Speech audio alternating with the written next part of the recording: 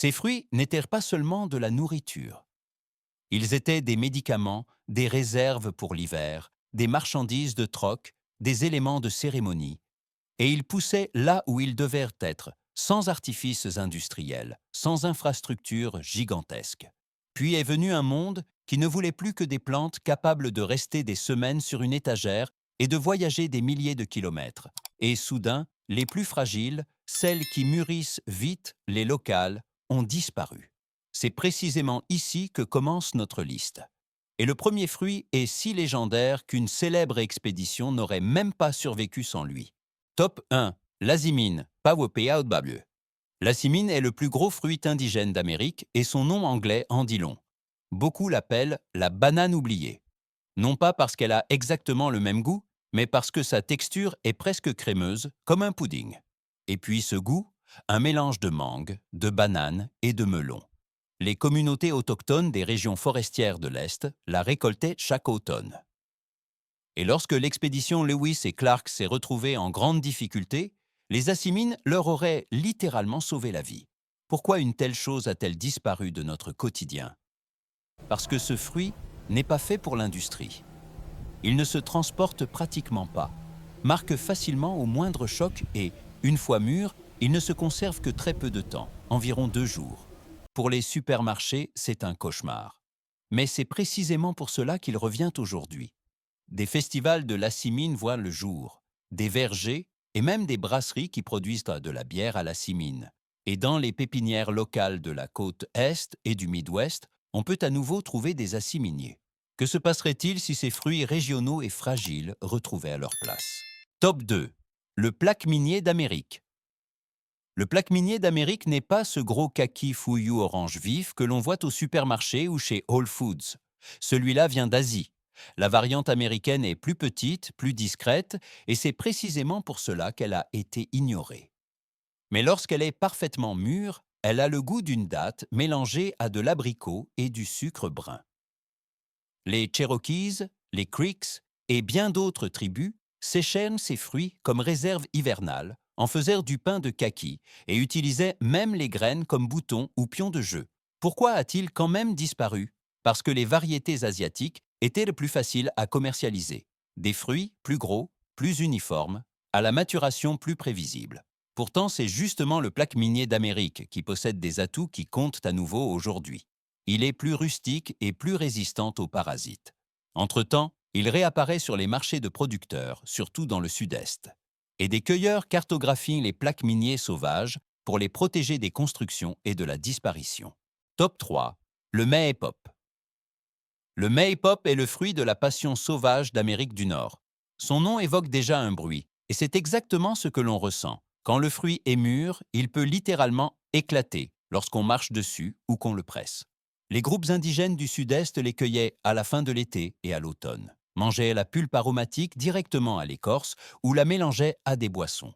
Et c'est là le point crucial. Le Maypop n'a jamais été un fruit pour les longs trajets. Il est fragile, mûrit vite, et son parfum est si intense qu'il a plutôt le goût du fraîchement cueilli que de l'entrepôt. Pourquoi a-t-il été évincé? Parce que les fruits de la passion commerciaux des tropiques sont disponibles toute l'année et se prêtent même mieux au commerce de gros. Mais le Maypop a quelque chose que l'industrie ne peut pas copier. Il pousse comme une plante grimpante indigène robuste, souvent sans entretien, et apporte un arôme qui rappelle le fruit de la passion tropicale, mais avec une note sauvage et herbacée. Aujourd'hui, certaines personnes replantent le Maypop comme plante ornementale comestible et il apparaît occasionnellement sur les marchés locaux comme un fruit de saison rare. Top 4. La prune maritime. Beach plum. La prune maritime pousse là où beaucoup ne chercheraient pas, dans les dunes et les buissons côtiers de la Nouvelle-Angleterre. Vent, sel, sable, soleil brûlant, et pourtant cet arbuste porte de petits fruits violets foncés qui ressemblent à des mini-prunes. Pour les communautés côtières autochtones, c'était un cadeau, car peu de choses fructifient de manière fiable ici. On les mangeait fraîches, mais elles étaient surtout transformées en confiture et gelées. Car leur goût est puissant, légèrement âpre, avec une profondeur acide qui s'accorde parfaitement au sucre. Pourquoi la prune maritime a-t-elle disparu du quotidien? Parce qu'elle n'a jamais collé à la logique du grand commerce. Les fruits sont petits, la récolte est laborieuse et la quantité est imprévisible d'une année sur l'autre. À cela s'ajoute l'urbanisation des zones côtières et la modification des dunes, là où la prune maritime perd son habitat. Aujourd'hui, elle est redécouverte, notamment à travers des produits locaux comme la confiture de prunes maritimes, considérée comme une véritable spécialité régionale. Elle nous montre une leçon importante. Certains des meilleurs fruits ne poussent pas dans des vergers parfaits, mais dans des endroits que d'autres ont abandonnés depuis longtemps. Top 5. La prune sauvage. Avant même l'arrivée des prunes européennes, la prune sauvage américaine nourrissait les populations d'un océan à l'autre. Et ce n'était jamais une seule prune. Il en existe plusieurs espèces, comme la prune Chicasso au sud ou la prune du Canada au nord. Elles sont plus petites que les fruits du commerce, mais c'est précisément ce qui les rend si spéciales. Un goût plus intense, plus aromatique, plus sauvage. Les communautés indigènes en faisaient des gâteaux de prunes séchées, qui pouvaient se conserver des mois. Elles échangeaient même de jeunes plants entre régions et utilisaient l'écorce à des fins médicinales.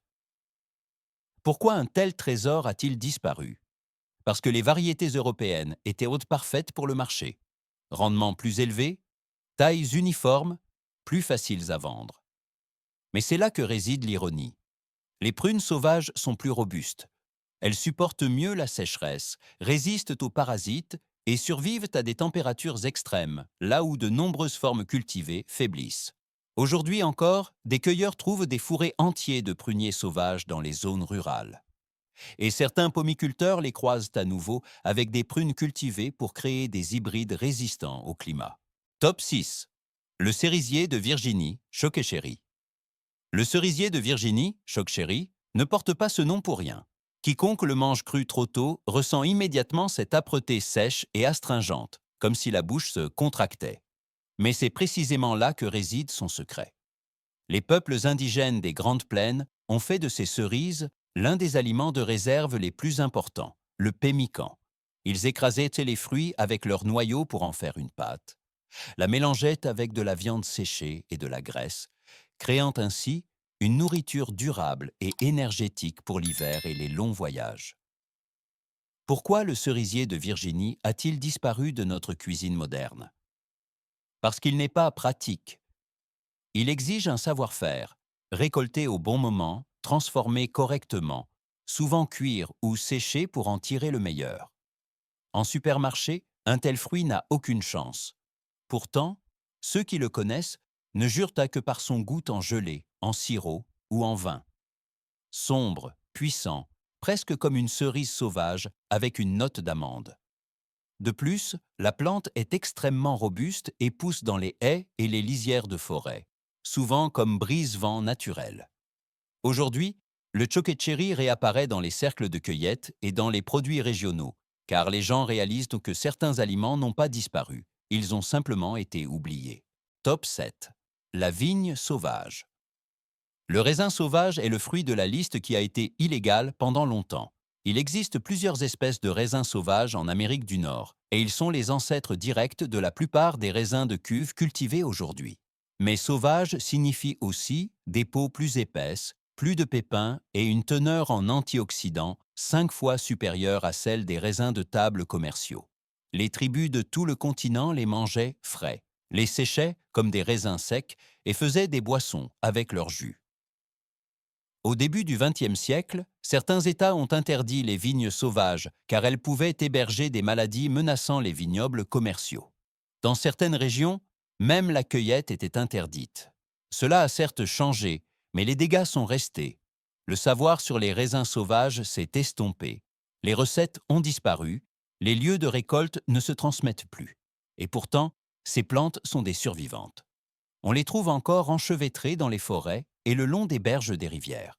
Aujourd'hui, des vignerons expérimentent à nouveau des variétés de raisins sauvages, et le profil gustatif n'a rien à voir avec ce que l'on connaît du supermarché. Il semble plus profond, plus funky, plus tranchant, en quelque sorte plus vivant. Justement parce qu'il n'est pas poli, il rappelle à quel point les raisins étaient autrefois diversifiés. Et si ces vignes poussant encore partout, pourquoi leur goût devrait-il disparaître? Si ces 7 fruits ont survécu si longtemps, bien qu'on les ait oubliés, évincés ou même interdits, c'est qu'ils portent un message clair. Notre alimentation était autrefois bien plus sauvage, locale et résiliente que nous ne le croyons aujourd'hui. Si vous aimez ce genre d'histoire, Alors mettez un like à la vidéo, abonnez-vous à la chaîne et activez la cloche pour ne pas manquer le prochain chapitre.